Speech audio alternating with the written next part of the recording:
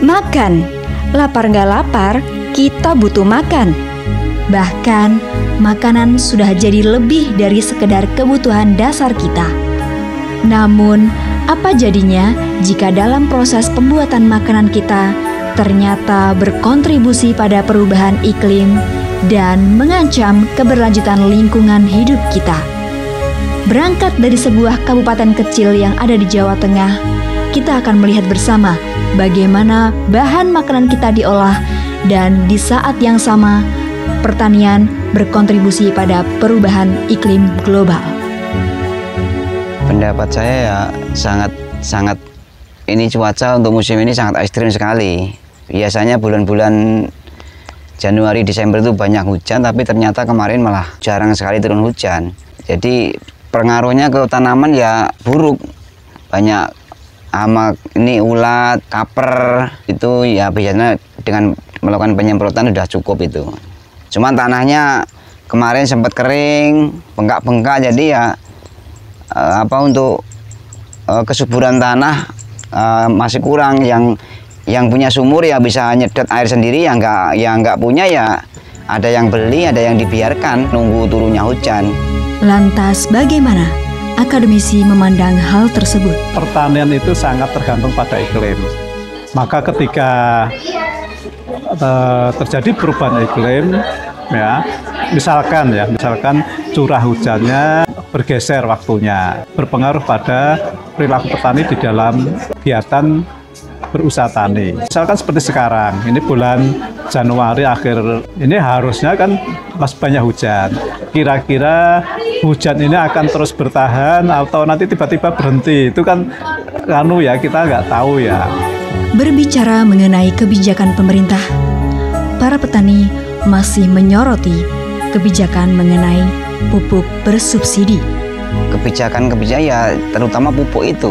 Kalau pupuk itu benar-benar gampang didapat, otomatis petani itu nggak harus lari ke sana ke sini untuk mencari pupuk. Dan harganya pun juga kalau memang harga standar ya nggak apa-apa. Jadi nggak sayang mupuk tanaman itu.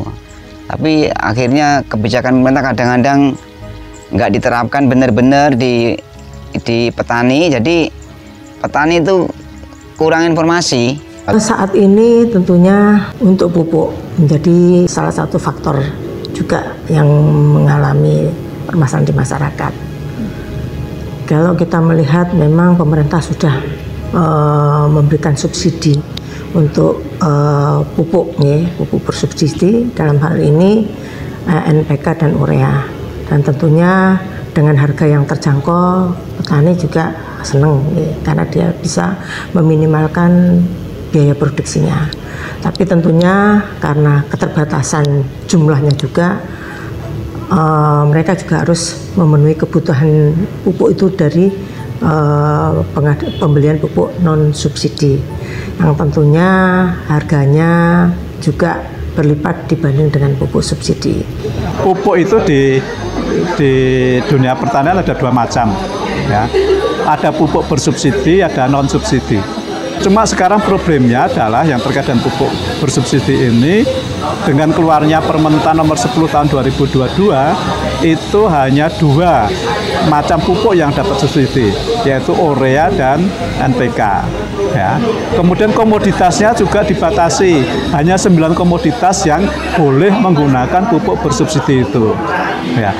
Sehingga ini yang petani-petani yang di luar 9 komoditas itu mau tidak mau harus menggunakan pupuk non subsidi. Nah, dan tergantung pada pupuk subsidi juga jumlahnya kurang.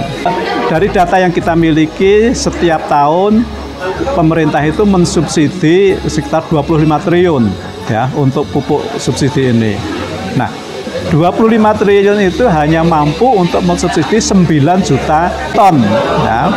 Padahal menurut RDKK kebutuhannya adalah 25 juta ton. Maka terjadi gap di situ.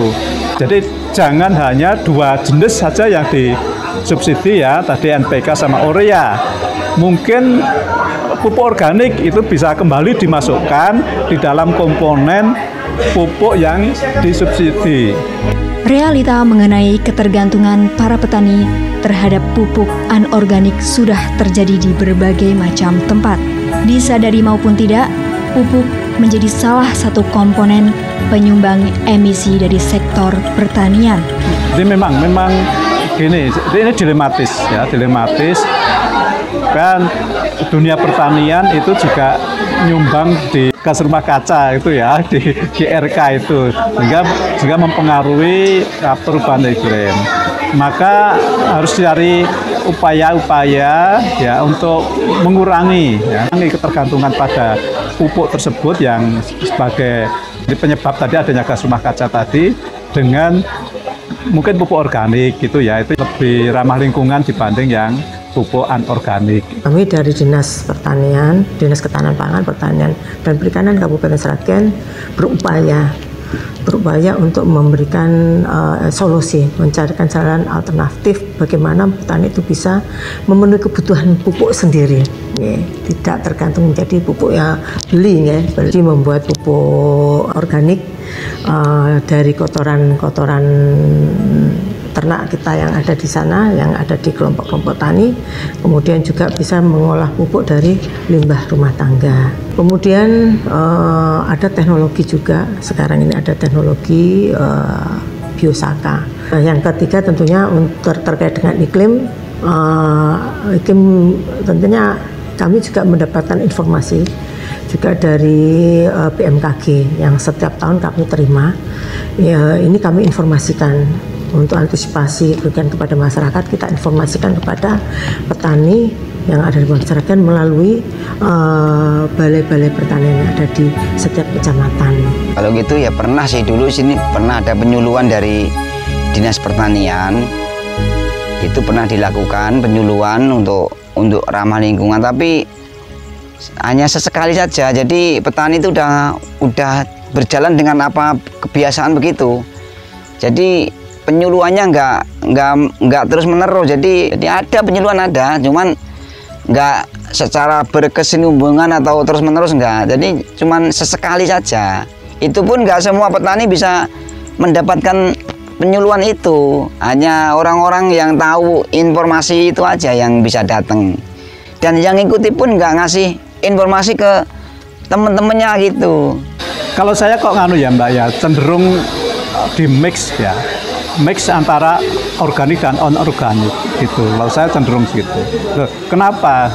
Gini, kita kalau mau organik murni ya, kalau semua organik murni itu nggak mampu, bahan baku kita nggak cukup kan itu. Pengalaman kita dulu sebelum revolusi hijau hanya mengandalkan pupuk hijau, pupuk organik dan sebagainya, ya kita akan kekurangan pangan kan itu. Seperti prediksinya Malthus ya, kalau pertumbuhan penduduk mengikuti deret ukur pertumbuhan pangan itu tidak dihitung kan itu, nanti suatu saat akan kekurangan pangan. Nah, sampai sekarang kan teorinya Malthus ini kan nggak terbukti. Nah, kenapa? Karena ada perubahan teknologi. Asumsinya Malthus itu tidak ada perubahan teknologi kan itu. Kalau kita semua mau kembali ke organik, itu kelihatannya bahan bakunya kita nggak cukup ya. Dan pupuk organik yang baik menurut saya itu kalau kita menggunakan, jadi bahannya itu tidak dari pupuk hijau, dari daun-daun tidak, tapi gunakan limbah dari ternak. Kita, petani kita, ternaknya sudah semakin berkurang. Maka kalau disuruh organik murni, saya yakin bahan baku dari limbah peternakan itu kurang. Jadi pertanian dan peternakan terhadap iklim itu semacam siklus. Isu yang dari peternakan itu memang selalu kepada produksi gas rumah kaca atau gas metan. Kotoran atau feses semua ternak ruminan terutama itu pasti menghasilkan gas metan.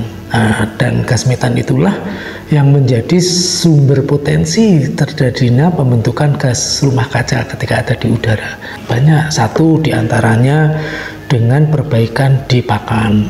Kemudian dari rekayasa manajemen kandang. Kalau itu ya memang secara pelan-pelan, kalau sekali dua kali mungkin banyak tantangan, banyak yang nggak minat. Mungkin kalau nanti udah ada yang merasakan dari hasil penyuluhan itu, mungkin yang lain akan tertarik mengikuti. Belum usai dengan masalah kesejahteraan petani yang tak kunjung membaik, para petani sebagai garda terdepan sektor pertanian diberi tanggung jawab untuk menekan emisi dari sektor tersebut dengan harga yang tak murah. Disinilah peran pemerintah dan akademisi sangat diperlukan untuk menciptakan sistem kelembagaan, ruang komunikasi dan penyebaran pengetahuan yang baik demi menekan emisi global sekaligus mengangkat kesejahteraan ekonomi para petani.